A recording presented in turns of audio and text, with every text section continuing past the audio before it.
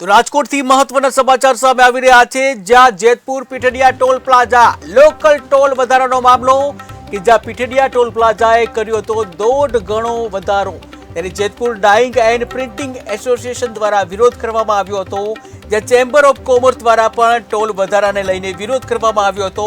ત્યારે 24 કલાકમાં વધારો પાછો ખેંચવામાં નહીં આવે તો આંદોલનની ચીમકી ઉચ્ચારવામાં આવી હતી। ત્યારે પીઠડિયા ટોલ પ્લાઝા દ્વારા ભાવ વધારો પાછો ખેંચવામાં આવ્યો છે, જ્યાં સ્થાનિક ટોલ ચાર્જ રાબેતા મુજબ 10 રૂપિયા ફરી લાગુ કરવામાં આવ્યો છે। ત્યારે જેતપુર ડાઇંગ એસોસિએશન ટોલ દ્વારા જેતપુર ડાઇંગ એસોસિએશન કે જે ટોલ મુક્તની સાંસદને રજૂઆત પણ કરશે।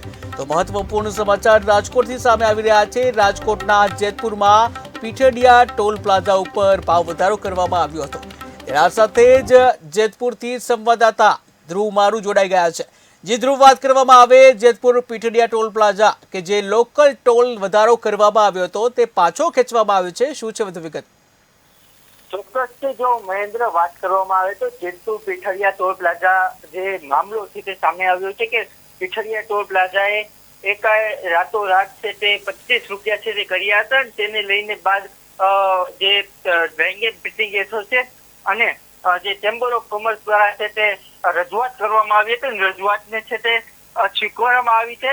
તેને લઈને અત્યારના જે એસોસિએશન તેમજ જે ડાઇંગ એન્ડ પ્રિન્ટિંગ એસોસિએશન દ્વારા છે તે અત્યારના રજૂઆતને લઈને અત્યારના ફરી એકવાર છે તે ફરી બેઠક મળી હતી ને બેઠકમાં છે તે ફરીથી 10 રૂપિયા જેટલો ટોલ છે તે અત્યારના વસૂલવામાં આવશે। જી ધ્રુવ, એવી પણ રજૂઆત કરવામાં આવશે કે જ્યાં સંપૂર્ણ ટોલ મુક્તિ થાય તેવી પણ સાંસદને રજૂઆત કરવાના છે।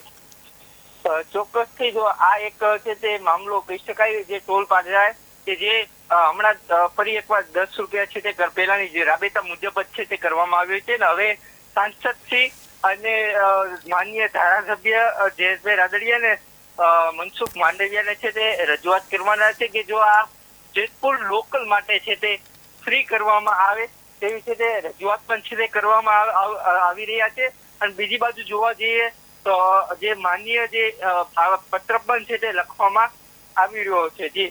જી ધ્રુવ, સમગ્ર માહિતી બદલ આભાર।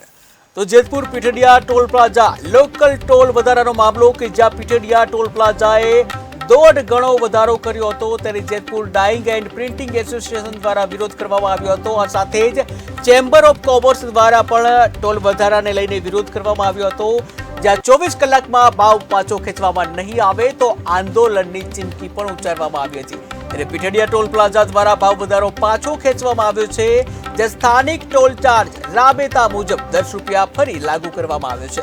ત્યારે જેતપુર ડાઇંગ એસોસિએશન ટોલ મુક્ત માટે સાંસદને હવે રજૂઆત કરશે।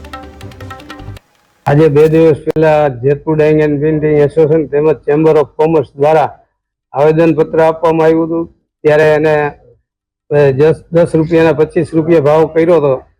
એના માટે અમે ગામમાંથી ફરિયાદ હતી એટલે અમે ત્યાં ગયા હતા અને આવેદનપત્ર આપ્યું। ત્યારે એ લોકોએ અમને 24 કલાકનો ટાઈમ આપ્યો હતો કે અમને ટાઈમ આપો, જે જૂના ભાવ પાછા કરી આપશું।